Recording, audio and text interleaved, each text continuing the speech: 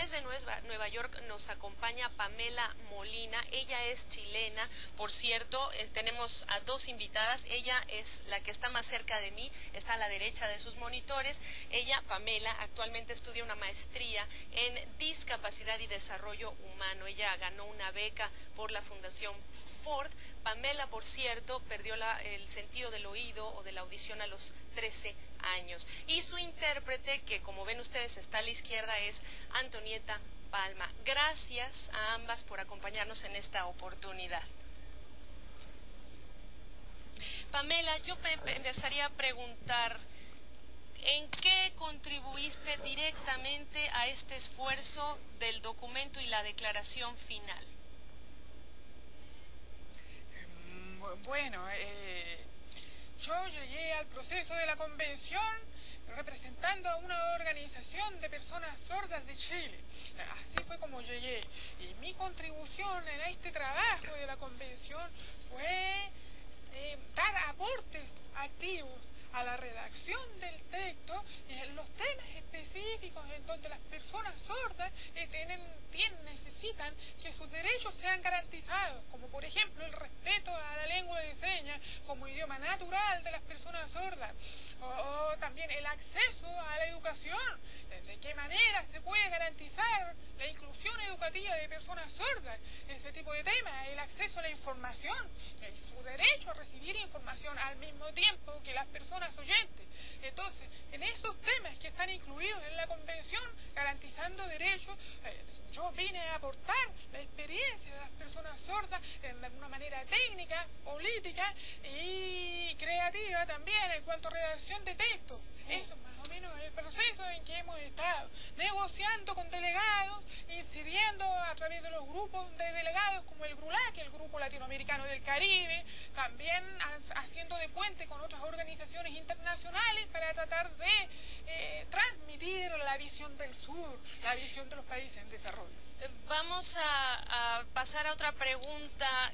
La siguiente pregunta que yo te haría, Pamela, es la realidad de las personas con discapacidad. Hablemos de personas de tus características. ¿Cuál es la realidad que se vive en América Latina para estas personas? ¿No hay leyes que las apoyen? ¿Qué nos puedes compartir?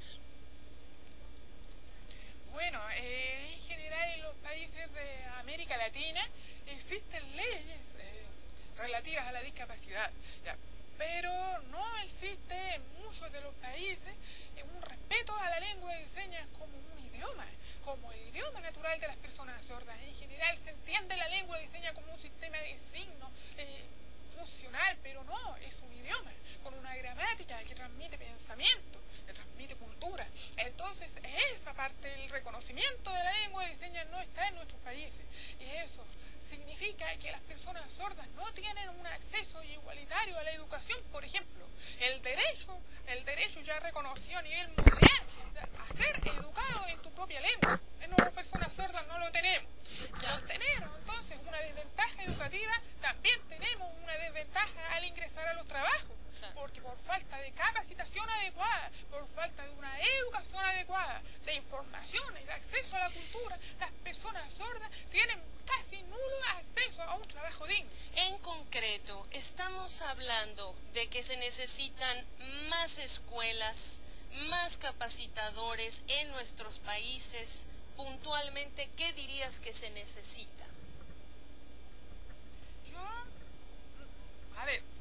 Yo no diría que más escuelas sea la respuesta, pero yo creo que hay que mejorar la calidad educativa de las escuelas que ya hay. Hay que garantizar que la inclusión no sea solamente un discurso, sino que la inclusión implique adaptación del currículum, adaptación de los métodos materiales pedagógicos, inclusión de un intérprete de lengua de señas en la misma sala de clase, inclusión de profesores que sepan lengua de señas, enseñar a los niños desde pequeños, oyentes y sordos, a todos, lengua de señas, para que así la comunicación para las personas sordas sea efectiva. Incluir educación bilingüe y bicultural en las escuelas, eso va a garantizar la verdadera inclusión educativa de las personas sordas. Qué tema tan importante. Pamela, yo te quiero preguntar, ¿consideras que el resto de la sociedad de nuestra región es sensible a el tema que tocamos en esta oportunidad? A la discapacidad de las personas, sabemos convivir con las personas, tenemos prejuicios. ¿Qué nos dices? ¿Cómo lo vives tú? Bueno, yo creo que prejuicios hay. Estigmas. Ya, hay toda una forma de mirar cultural que está enraizada en nuestros países, que tiene que ver con mucho paternalismo, mucho colonialismo, digamos así. Ver siempre las cosas, categorizar a las personas entre superiores e inferiores. Y dentro de esas categorizaciones de superior e inferior, las minorías con discapacidad son consideradas menos humanas. De hecho, a nosotros aquí en esta convención no estamos creando nuevos derechos, estamos solamente reafirmando que tenemos los mismos derechos que los demás. No deberíamos necesitar hacer eso. ¿Por qué estamos necesitando tener que hacer público un reconocimiento de que las personas con discapacidad tenemos los mismos derechos que los demás? Claro. No debería ser necesario, pero hay todo un patrón cultural ya difundido, asentado como verdad, ya que ve todo en términos de superioridad y de inferioridad. Entiendo. No solo con las minorías con discapacidad, también otras minorías están en la misma situación. Entonces, de esta manera hay discriminación, prejuicio, aislamiento. Totalmente. De las personas con discapacidad. Tengo una última pregunta y muy poco tiempo. Y esta es, ya se logró esta declaración.